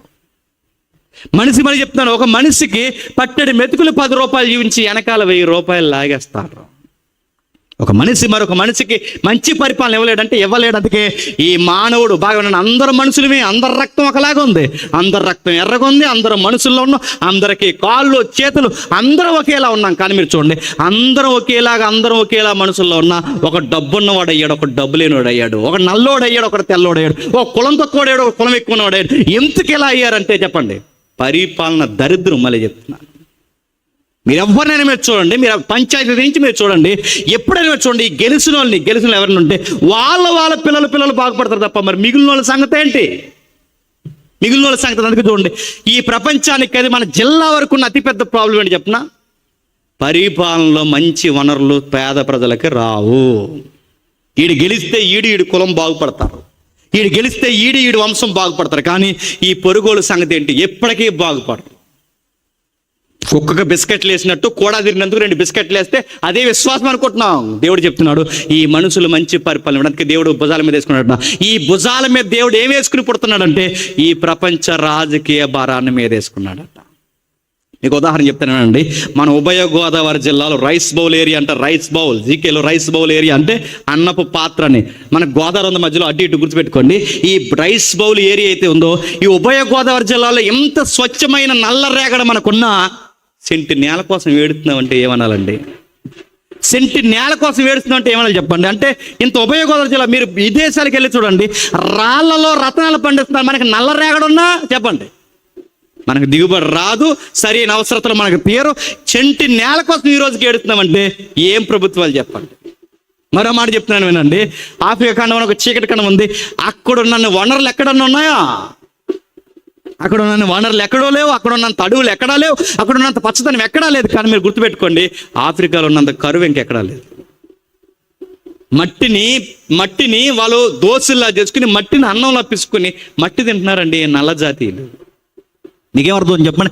ఆఫ్రికాలో అన్ని వనరులు ఉన్నా ఆ ప్రజలకు ఇప్పుడు మెతుకులు ఎందుకు దొరకట్లేదంటే కారణం చెప్పండి, నాయకత్వం ప్రాబ్లం.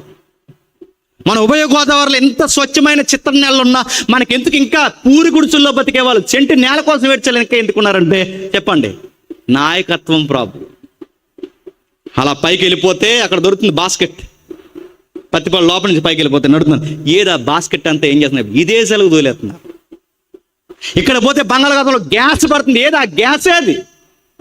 మన దగ్గర ఎంత వనరులు దొరుకుతున్నాయి, మన దగ్గర ఉన్నంత నిత్యావసరాలు లేదా నిలవలు, ఇంకా మాట్లాడుకుంటే అణువులు స్థాయిలో, అంటే అణుబాంబులకు ఉపయోగపడంత మెటీరియల్ మన దగ్గర ఉన్న బాగుపడుతున్నామా?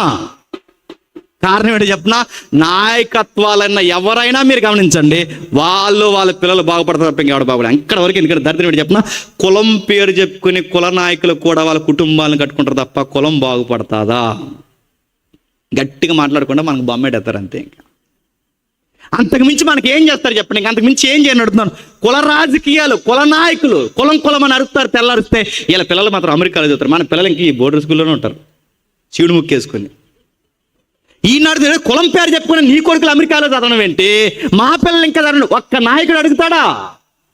నేను అదే చెప్తున్నానండి, ఏ నాయకత్వంలో అయినా, ఏ సెక్టార్లో అయినా నాయకత్వంలో ఉన్నది మళ్ళీ చెప్తాను, వాళ్ళకి మేలు జరుగుతుంది తప్ప మనకి జరగదు. అందుకే దేవుడు అన్నాడు, ఈ మనుషులు మిమ్మల్ని పరిపాలించరు కానీ మిమ్మల్ని పరిపాలించడానికి నేనే వస్తున్నా, నేనే రాజుగా వస్తాను. అందుకే ఆయన రాజుగా వచ్చాడు కనుక తూర్పు దేశపు జ్ఞానులు ఎత్తుక్కుంటూ వచ్చారట. ఏమని? యూదుల రాజు ఎక్కడని. యూదుల రాజు అని ఎక్కడని అడిగారంటే దాని అర్థం ఏంటి చెప్పినా, మా రాజులు తినంగా లేరు గనక, మాకు మంచి పరిపాలన ఇవ్వట్లేదు గనక, మాకు మంచి నాయకత్వం లేదు గనక మేము ఈ రాజు నాయకత్వం కిందకి రావాలనుకుంటున్నాం గనక ఆ రాజు ఎక్కడని అడగడానికి వచ్చారట. ఎవరు?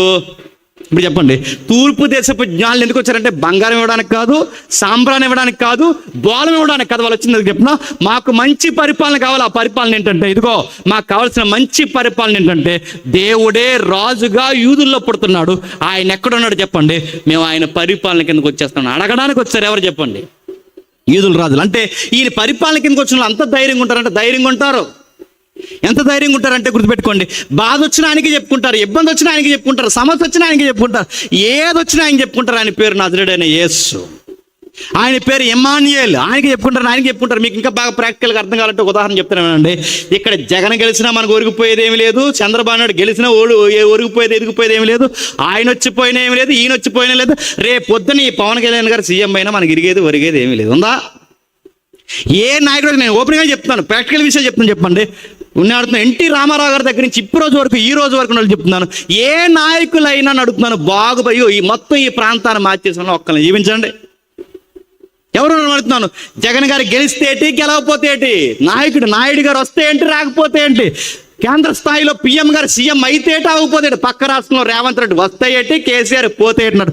నా మనసు బాగున్నాడు. నేను నజరేయుడైన యేసుని నమ్మిన తర్వాత నా మనసు సీఎం మీద లేదు, పిఎం మీద లేదు, ఎమ్మెల్యే మీద లేదు. ఎందుకంటే వీళ్ళ కాదు నాకు మేలు చేస్తాను, ఆ మేలు చేస్తే ఎవరు తెలుసా? నజరేయుడైన యేసుడు. గుర్తుపెట్టుకోండి. ఈ నమ్మితే ఎలా ఉంటారో తెలుసు, గుర్తుపెట్టుకోండి. నా బాధ వచ్చినా ఆయనకే చెప్తాను, ఎమ్మెల్యే చెప్పను, నా బాధ వచ్చినా సీఎం చెప్పను, నా బాధ వచ్చినా పిఎం చెప్పను, వేరే ఆచరో తీర్చరో నా బాధ తెచ్చేది ఎవరో తెలుసా? దేవుడు. ఈ నమ్ముకున్న ఎలా ఉంటారంటే ఆయన రాజ్యాన్ని నీతిని ఎతికిన వారి దగ్గరికి వస్తే నీకు ఆకలా, ఇబ్బందా, కూడా, నీడ, బతుకులో ఇబ్బందుల, సమస్యల, ప్రయాసపడి భారం మోసుకుంటున్న సమస్యలారా చెప్పండి, నా ఎద్దుకు రండి, పీస్ఫుల్ లైఫ్ అంటే ఏంటి చూపిస్తా అన్నాడు. ఈ నాయకులు మీకు ఎవరు మనశ్శాంతిని ఇవ్వరు. ఈ నాయకులు ఎవరు నా ఎద్దుకు రండి అంటే ఆయన రాజకీయాల కిందకి వచ్చి చెప్పిన ఈ రాజకీయాల కిందకి నలిగిపోయింది, చాలు నా రాజ్యంలోకి రండి. ఆయన దగ్గరికి వస్తే అంత బాగుంటారు. అందుకే చూడండి, ఈ నమ్మిన వాళ్ళ మనసు ఎలా ఉంటుందో తెలిసి, ఈ నమ్మిన వాళ్ళ మనసు బయట ఎవరో ఓడిపోయినా మనం బెంగెట్టుకో, మనకేంటి బెంగ, మన రాజులు ఏల కాదు. బయట ఎవరు గెలిచినా మనం బెంగెట్టుకో, మనకేంటి బెంగ. నేను ఎవరి కోసం ఎదురు చూస్తాను చెప్పిన, మళ్ళీ ఆ నాయకుడు వస్తాడా, మళ్ళీ ఈ నాయకుడు వస్తాను ఎదురు చూడడం. నేను ఎవరి కోసం ఎదురు చూస్తానంటే, నేను ఎవరినైతే నమ్ముకుంటున్నాను ఆ రాజు ఎప్పుడు మేఘాల మీద వస్తాడని ఎదురు చూస్తున్నాను. ఆయన్ని బట్టి ధైర్యంగా ఉంటాను. నాకు ₹1,00,00,000 ఇవ్వడు కానీ, నాకు సంపదల్లో ₹1,00,000 ఇవ్వడు కానీ, నా గుండెలో ఒక ధైర్యం ఇస్తాడు ఆయన. వ్యాధి వచ్చినా ధైర్యంగా ఉంటాను, బాధ వచ్చినా ధైర్యంగా ఉంటాను. నా అన్నవారు, నాకు కావాల్సిన వారు నాకు వ్యతిరేకమైపోయి నా మీద కాని మాటలు మాట్లాడినా నేను చాలా ధైర్యంగా ఉంటాను. ఎందుకు చెప్పినా, నా రాజుని బట్టి నేను ధైర్యంగా ఉంటాను. నా రాజు నజరేయుడైన యేసు, ఆ రాజు ఏం చేశాడు, నాకు ధైర్యం ఇచ్చాడు. అందుకే చూడండి, హాస్పిటల్లో జాయిన్ అయితే రోగులందరూ బాధపడతారు. యేసు ప్రభువుని బలంగా నమ్ముకున్నాడు. ఏమంటే చెప్పిన, బతికితే ఇంటికి వెళ్తాను సార్, బతకకపోతే చెప్పండి. డాక్టర్కి మదిపోయేది చెప్పండి, నువ్వు ఇంత ధైర్యంగా ఎలా ఉన్నారంటే, అప్పుడు చెప్పు డాక్టర్కి, నేను ప్రతి వారం చర్చికి వెళ్తాను సార్, అక్కడ ఒక రాజు ఉంటాడు సార్, ఆ రాజుని బట్టి ఇంత ధైర్యంగా ఉంటాను సార్, మీరు కూడా చర్చికి రండి సార్, మీరు ఆపరేషన్ థియేటర్లో ధైర్యంగా ఉంటారని చెప్పండి. చెప్తారా? నడుతున్నాను. యేసుప్రభువు నమ్ముకున్నాడు, ధైర్యంగా ఉంటారు. నడుతున్నాను. యేసుప్రభువు నమ్ముకున్నాడు, చీకటికి, పిల్లికి, కప్పకి, భయానికి నడుతున్నాను. వీటి కట్టుకునే మేడ మీదకి రాత్రి వీడికి భయం నడుతున్నాను. ఇది కాదు, యేసుప్రభువు నమ్ముకున్నాడు, ధైర్యంగా ఉంటారు. ఏ విషయం నిలబడతాడు, అప్పు వచ్చినా, బాధ వచ్చినా, వ్యాధి వచ్చినా, సమస్య వచ్చినా నిలబడతారు. ఎందుకు వీడికి ఇంత ధైర్యం అంటే, ఆ ధైర్యం ఒకటే చెప్పండి, నజరేయుడైన యేసుడు.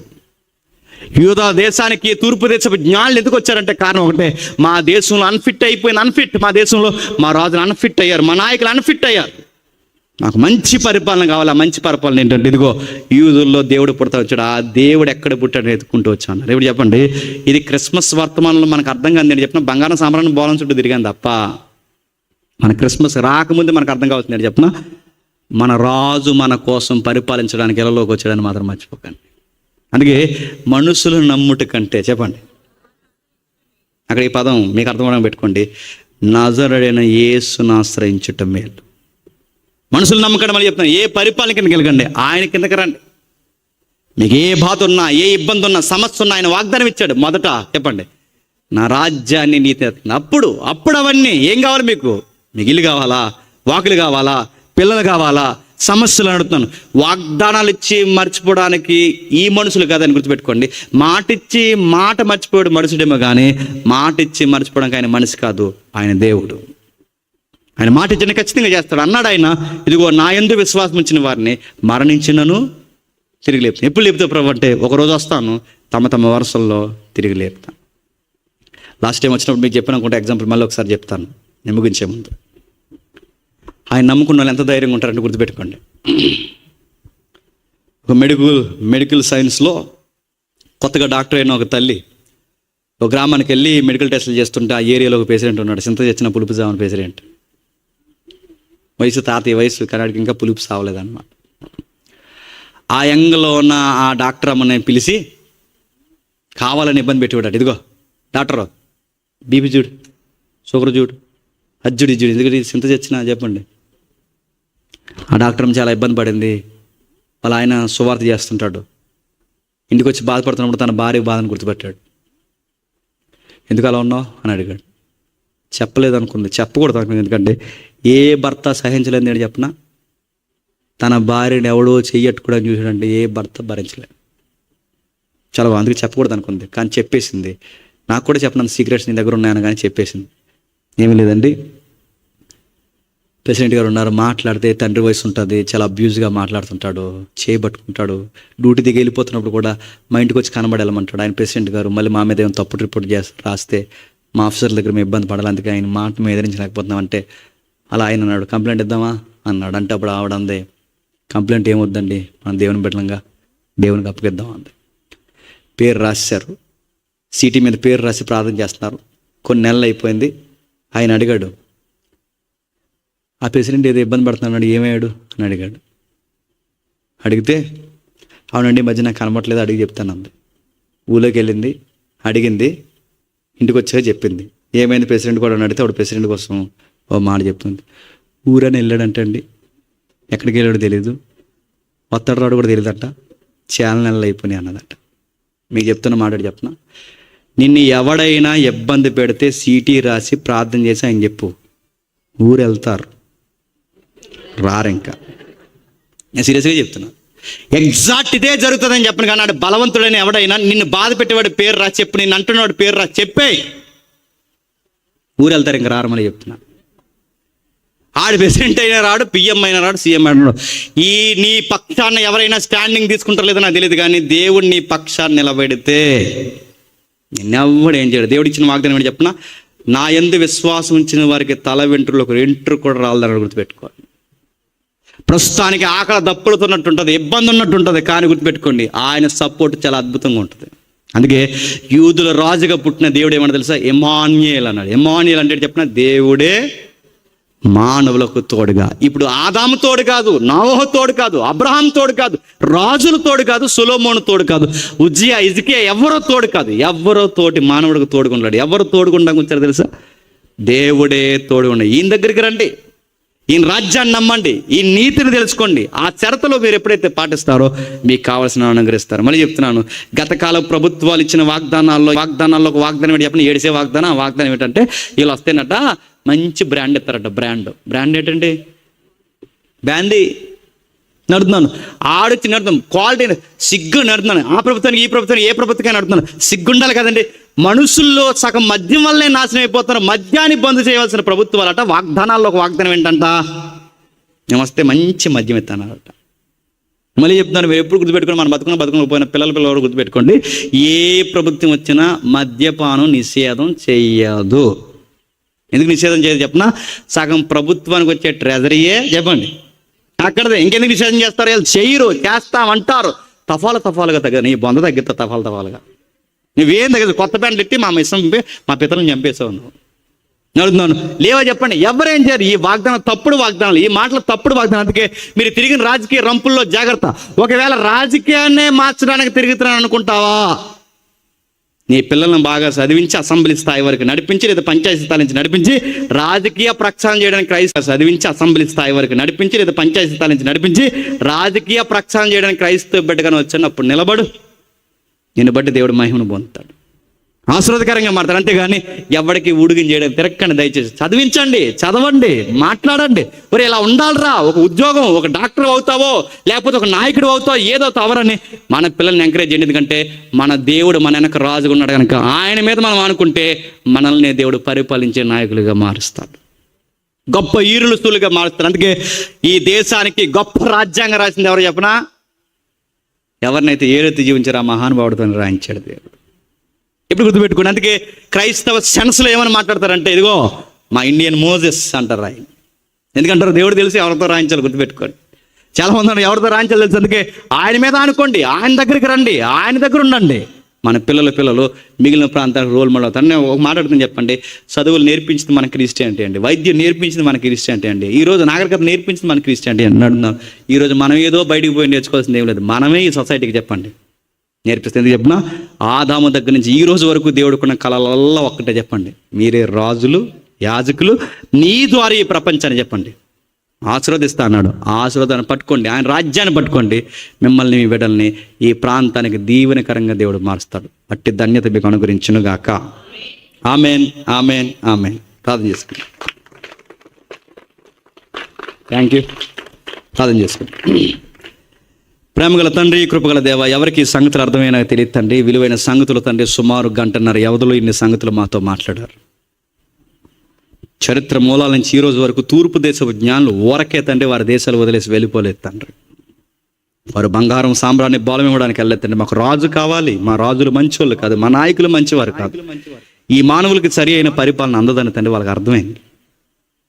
3,000 మంది 4,000 మంది తండ్రి అందరూ కలిసి ఒక్కటిగా ఉన్నారు తండ్రి. వాళ్ళకి రాజు లేడు, వాళ్ళకి ఏ నాయకుడు లేడు. వాళ్ళు ఒక్కటిగా ఉండడానికి కారణం తండ్రి, కనబడని ఒక రాజు ఉన్నాడు, ఆయన పేరు నజరేయుడైన యేసుడు.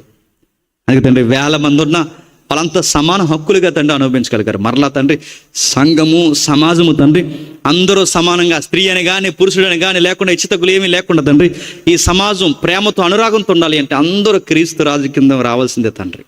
అది ఎప్పుడైతే జరుగుతుందో తండ్రి స్త్రీల దేశించే తత్వం ఉండదు తండ్రి. పురుషులు తండ్రి ఇందులో కులమత భేదాలు లేకుండా తండ్రి, నల్లోడని తెల్లోడని భేదాలు లేకుండా అందరూ సమానంగా ఉండాలి అంటే మొదటి శతాబ్దపు క్రైస్తవం ఎలాగైతే తండ్రి సమాజ స్థాపన చేస్తుందో ఈరోజు మేము కూడా అలా ఉండగలిగితే మేమే మాదిరికరంగా దీవెనకరంగా మారిపోతాం తండ్రి. ఈ ప్రభుత్వాలు దొంగ ప్రభుత్వాలు దేవా, ఈ మనుషులు, ఈ నాయకులు తండ్రి మాటిచ్చి మా మీద బతికే వాళ్ళు తండ్రి, వీళ్ళు నమ్ముకున్నట్టు కంటే మిమ్మల్ని నమ్ముట మేము శ్రేయస్కరమైనది. జీవితం తండ్రి. మీ యొద్దకు వస్తున్నాం, మీ రాజ్యాన్ని మేము వెతుకుతున్నాం, మీ నీతిని మేము వెతుకుతున్నాం. ఆశీర్వదించండి. ఆ పౌర హక్కులు మాకు నిలబెట్టండి. ఎవరైతే మీటింగ్ పెట్టారో ఆ తమ్ముళ్ళని, చెల్లెల్ని, అందరినీ తండ్రి మీరు ఆశీర్వాదకరంగా మార్చండి. ప్రత్యక్షంగా పరోక్షంగా కష్టపడిన ప్రతి ఒక్కరిని మీరు దీవించండి. ఎవరైనా మమ్మల్ని శత్రులుగా భావించి మా మీద చెడ్డ మాటలు పలికిన వారు ఉంటే వారిని క్షమిస్తారని కోరుతూ అందరినీ మీ చేతులుగా అప్పగిస్తూ క్రీస్తునామని ప్రార్థన సమర్పిస్తున్నాం తండ్రి. ఆమేన్, ఆమేన్, ఆమేన్.